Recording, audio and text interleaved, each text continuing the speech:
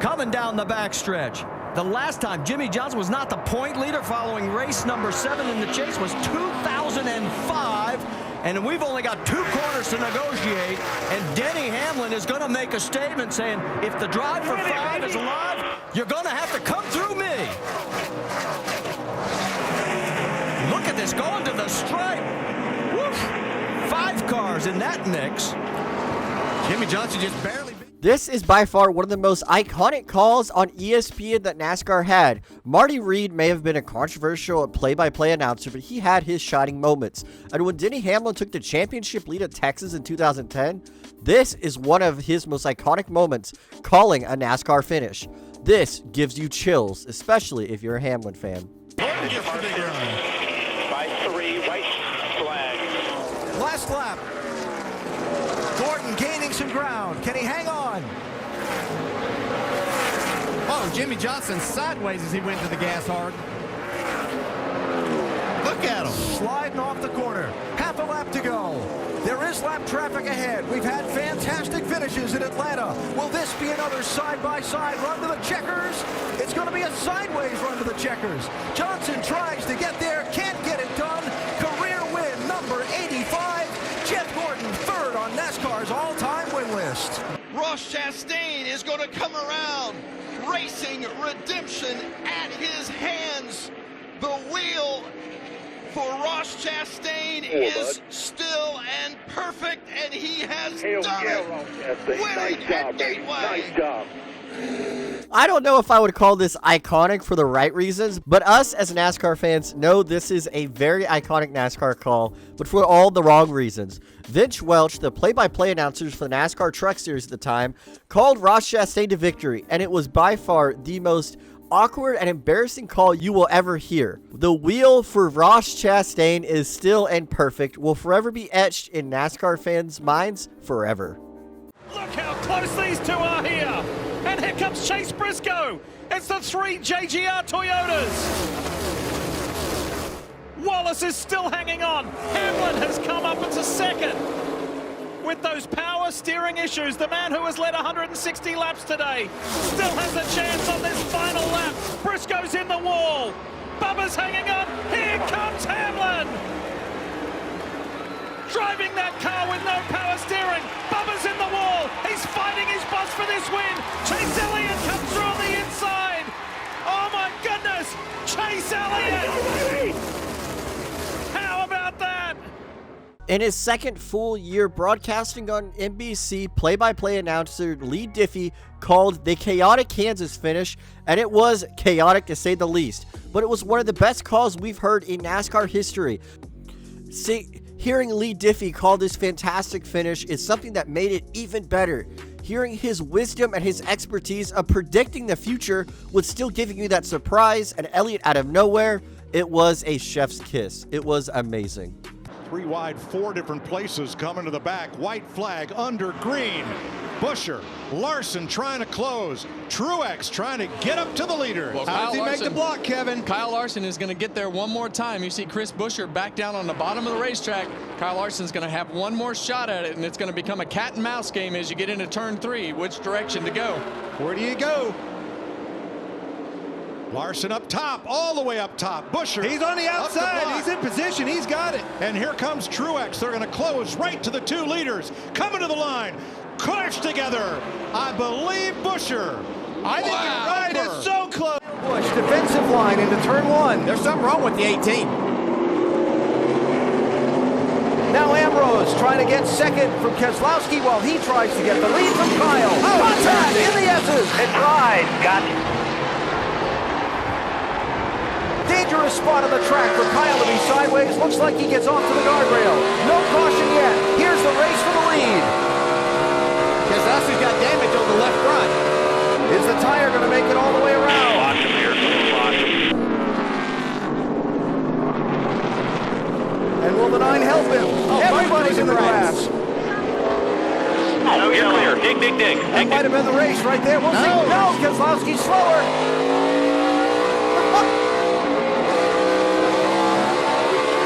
Keselowski's got a problem.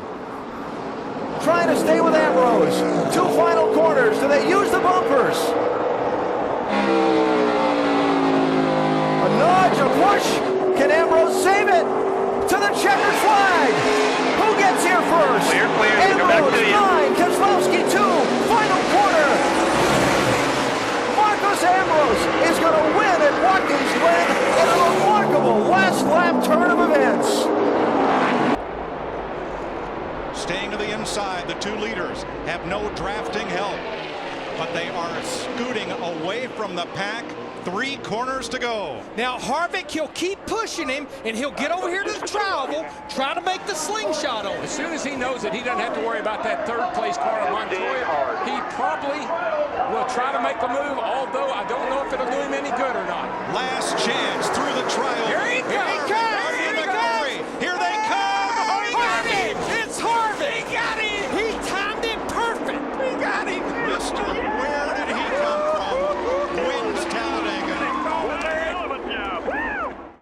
NASCAR on Fox was peak, and it was in the mid-2010s and early 2000s. And one of their best calls was when Kevin Harvick passed Jamie McMurray within a few hundred feet before the start-finish line at Talladega. Harvick would edge out McMurray to win at Talladega in fantastic fashion, and hearing Mike Joy, Darrell Waltrip, and Larry McReynolds in their prime was something that you cannot get enough of. Barely outside. Hamlin there. Logano to the bottom, trying to hold his ground.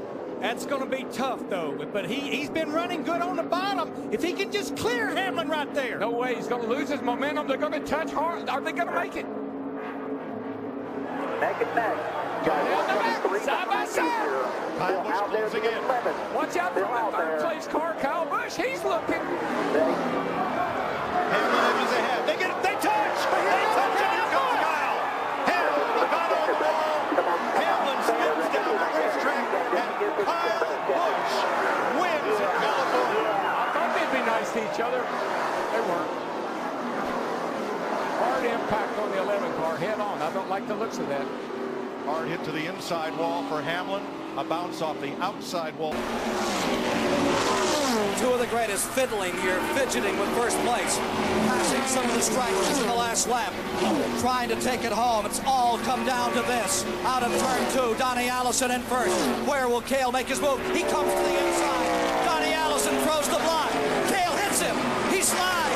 Donnie Allison slides. They hit again. They climb into the turn. They're hitting the wall. They're head on the wall. They slide down to the inside. Let's watch those third place cars. They're out of it. Who is going to win it? Coming down. Third place. They're coming around for the finish. Between A.J. Foyt and Richard Petty. Down the back straightaway come the leaders now. 2 cars are out. In the backstretch are the leaders. Watching for the leaders to, they're still up in turns 3 and 4. The leaders are up in turns 3 and 4.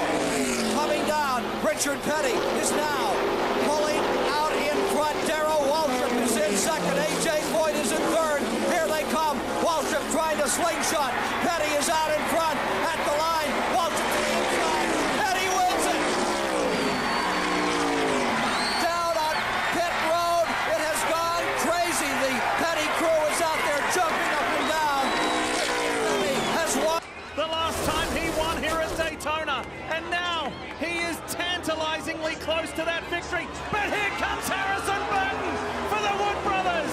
He's being pushed by Parker Retzlaff, and the 23-year-old from Huntersville, North Carolina, is at the front of this field and may race his way into the playoffs. Busch goes low. Burton blocks. He gets back up. Comes to the line. Jeff, your little boy, has done it.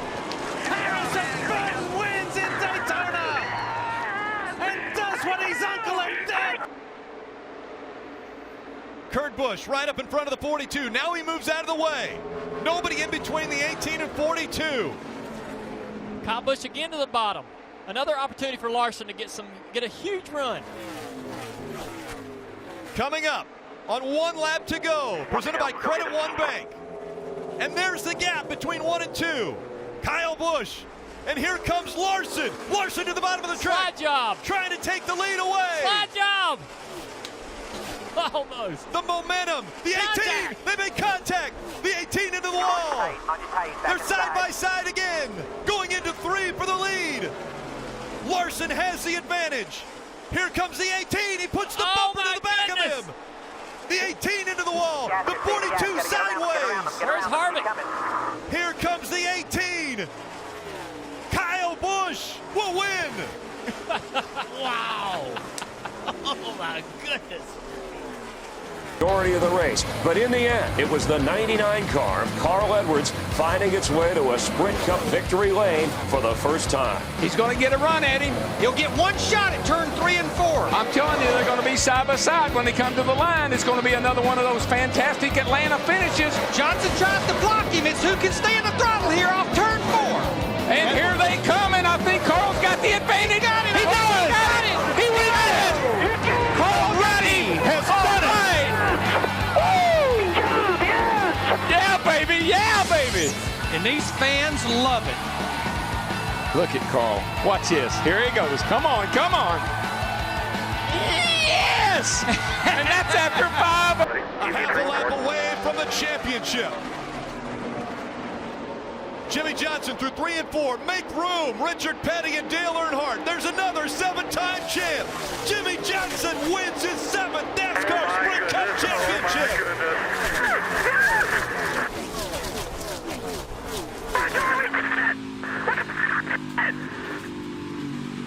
You are looking at 7-time champion, Sprint NASCAR champion. Jimmy. Going down into turn 3. This is where we'll watch him. 2.5 laps to go. Watch this. Here he goes. Craven gets that high right out next to that wall. Watch. Right there. Close. Right there in the middle. Cuts down. He's going to make it down. He's going to get down under him. That's not the way to do it. I don't know. Come on, baby. Come on. Side by side. 2 laps to go. Somebody's got to give. Getting into turn 1. Nobody. And in the wall goes Busch. That was not a very good idea. Look, the crossover move. He got into it. Come on, clear. Good job, man. Hang in there. And here comes Blaney. Blaney is now the best car on the track. Oh, baby, I'm telling you, Kurt Busch is not going to give up the win. No, he's not. They'll be coming to the white flag this time. Ricky Craven's not going to give up either. Come on, Ricky. He gets that run on the high side right there. Kurt Busch looks like he's struggling with his race car. Here he comes. Here we go again. He's going to wait on this. He's going to put the crossover on it. He realized that wasn't a good move that last time. White flag. Here he goes. He's going to try to slide under him here. Come on, baby. And Blaney's coming. Both these cars are driving terrible right now. Half a lap to go. Nah, they're driving good. Come on, baby. You can do it on this end of the speedway. Come off the 4 and get up alongside of him. Half a mile to go. Here he comes. Here he comes. Who's going to get off? Here he comes. Here he comes. He's got him this time. It's going to be a drag race. Wow! They touch. They touch. Craven got him. Craven got him. Craven got him. And Craven. All right. What a finish. This is by far NASCAR on Fox's best ever coverage of a finish, best production value for a great finish, and commentary crew to finish out a fantastic race. As was when Kurt Busch and Ricky Craven were door-banging to the line at Darlington in what was, for a very long time, the closest finish in NASCAR history. Even if you were not a NASCAR fan, you probably knew about this. Seeing Ricky Craven, the underdog, beat Kurt Busch, who drove for Jack Roush, it was fantastic. And the call was fantastic. And it's still used to this day. Have you ever? No, I've never. He tried to win the race himself. White flag is out. Final lap at Daytona. 180,000 on their feet, screaming wildly. 2.5 miles to go. Just exactly the opposite of the Daytona 500. It was 15 and 8. Elliott Sadler's trying to keep Bobby Labonte behind. He can't do it. But he does move down in front of Rusty Wallace on that fast line. All clear, all clear. Bobby Labonte looking for some help, trying to get up there. His teammate Tony Stewart has never answered the black flag. And they're 4 wide back between the Wallace boys. Here they come, turn 4, final lap of the Pepsi 400. Michael Waltrip in second, but it's going to be Dale Earnhardt Jr. using lessons learned from his father to go from 6th to 1st and score the victory in the Pepsi 400. That's unbelievable. Yes! That man behind you did it for yes. you. You guys celebrate. You love you, man. You did it. That was beautiful. Very, very nice. Junior, you're happy. Look at that smile. Wow. NBC's first race for broadcasting in NASCAR in 2001 had the fantastic Daytona night race after Dale Sr. passed away and Dale Jr. won. The call from Alan Bestwick, Benny Parsons, and Wally Dallenbach will forever be the greatest call in NASCAR history. I don't ever see, nor could even imagine, something surpassing this one. It was beautiful to say the least, and the words Dale Jr. using lessons learned from his father will be remembered forever.